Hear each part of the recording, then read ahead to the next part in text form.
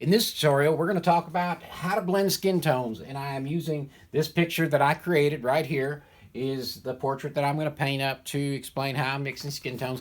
Doing this one off of the Zorn palette, which is my tutorial I just had, and I will drop a card up there if you haven't seen it. This is how to mix skin tones with just 4 colors. So that's the palette that I'm using for this painting. Guys, I'm Bill Kennedy with W. Leon Artistry, and what I do is I create some really awesome tutorials, bring some bad hair, and sometimes some really stupid jokes in this channel here every once in a while. But anyway, I'm not going to keep you guys waiting. Just want to let you know who I was. And you know, my Patreons have a sneak preview of this. So that you're unaware, I do have a Patreon page.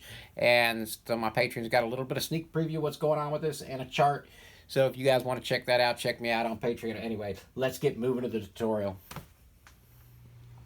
I'm going to begin by identifying the lightest tone that I have in this picture and mixing up a tone to match that, which is a light pink that exists off this nose.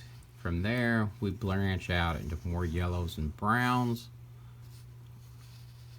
The lightest tone, and even you can even look here, these tones here are much darker than the tone that comes off that nose. That tone on the nose is your lightest tone. And there'll be some highlights, but we're not going to get into full photorealism, so we're not going to put in all of the highlights in there. Let's start out. So we've got our little, I've got a little pink tone mixed up in here, and we're going to put and cover in all of this section of the nose all the way through, and we're going to let that lighter tone blend out in towards the darker tones just a little bit. These marks I've got in here are a little bit lighter than I would usually have my pencil marks, but I want you to be able to see what I'm doing. And since this is not a picture I plan on saving, not for a customer, if some pencil marks and so forth show through in the end, it's not that big a deal.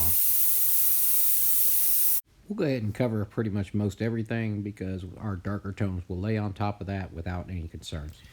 Now I've determined that this color I pulled out here matches up this cheek, and I've determined that is my next darker tone.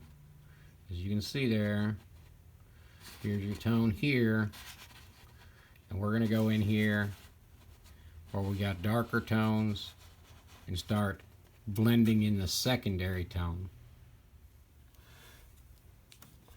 So I'm going to come off. It's important to remember when you're working like this, and we're working with opaques, and of course I could always, utilize a series of opaques and transparents. I did not in this particular picture because I really wanted to show you the process of layering. This is not the way I always work, but this is a way to work. So the important thing to remember is just paying attention to your gradients and paying attention to where those lighter tones are. It's going to look really, really weird until you get your darker tones in there around. It's very important to understand. This is a situation in which you have to have some faith, and you have to know that the color you've mixed is accurate. If you've mixed your color accurately and laying it in a position based upon where your portraiture is, then there's really nothing that can go wrong. But you will be fighting against your eyes. A lot of that has to do with the fact that we have so much white on the surface still left, and our darker tones are not in there. And that is something called simultaneous contrast. I've mentioned that a few times in the past.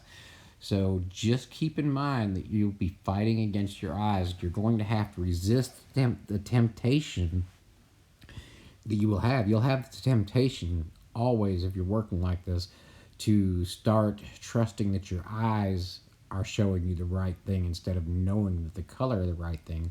Use your eyes to know where those blends happen, how far they should come out. Don't trust your eyes on color until you have more of your color in here. And that's going to be very, very important because, it just is a very weird look working this way.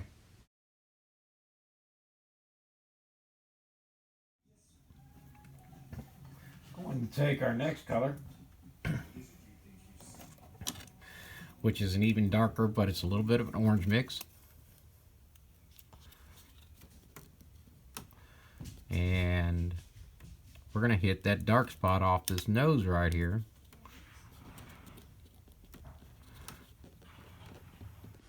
As before, as I was saying, you got to pay attention to the direction, how far you come out. If you notice that, the first color I put down there, I based mostly all of it, got some pink tones in there. And then my secondary color, it left out the highlight portions where the pink tones were.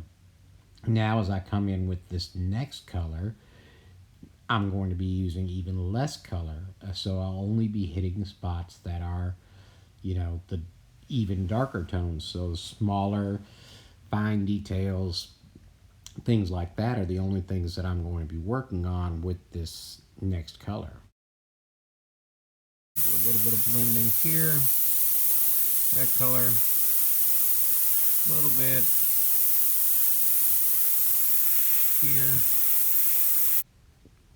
You just have to stay the course and follow along the patterns. They'll be, as long as you don't put a darker color down on top of a lighter color, if that color's not dark enough now, that still leaves you room to work. So the only thing that you have to worry about is make sure that your color is mixed accurately in the first place, or if you're going to err on the side of a little bit too light.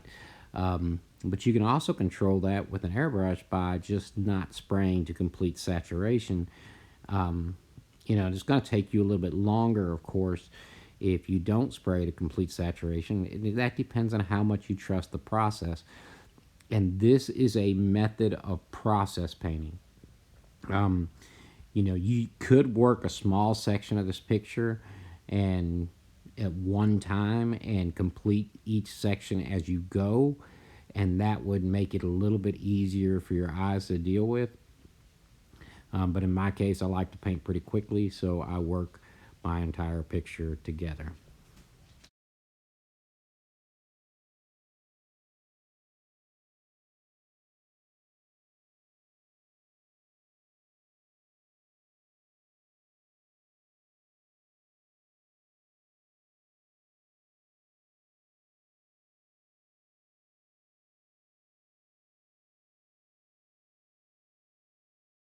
Keep in mind, this is the same painting that's going to look like this.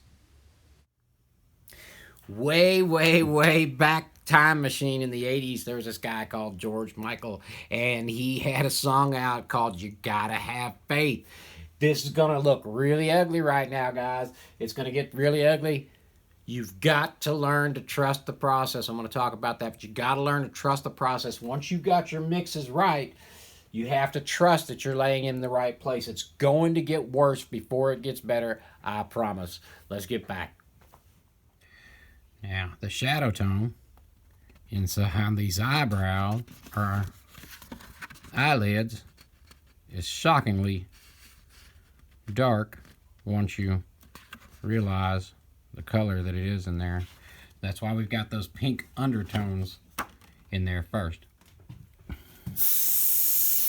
Not going to try to get these perfect, but I do want to get at least some texture going on in here.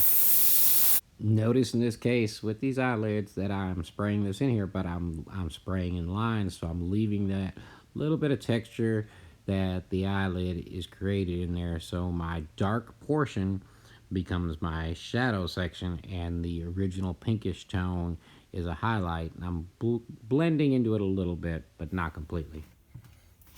And there's still a darker tone that has to come in here on top.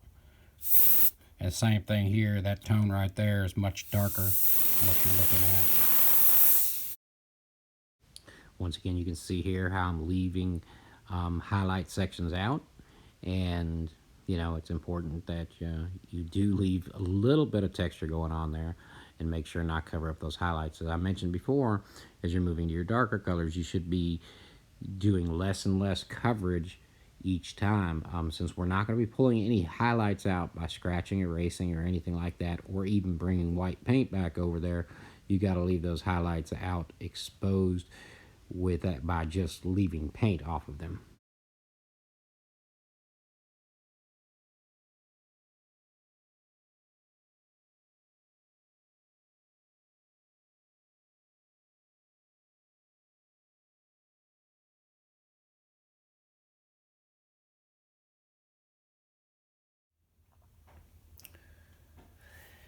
Bill, I have seen better looking women on the Walker side of a Walking Dead episode than what you got going on right here, right now. Hey guys, trust me, it's going to get better. Anyway, don't forget that I'm going to be back out here with part two. Tomorrow I'll have part two out. This will wrap this thing up. Anyway, we appreciate you guys coming by. For those of you who have not been here before, once again, I'm Bill Kennedy with W. Leon Artistry. You guys, please give me the thumbs up if you're liking the tutorials we got going on. Remember, you got to check out that Zorn palette in order to kind of understand the colors I'm using here. You don't have to use those colors. You can blend, by mixing your normal colors, but the Zorn palette is one way of mixing your skin tones. Anyway, guys, we appreciate y'all stopping by. Y'all have a good one.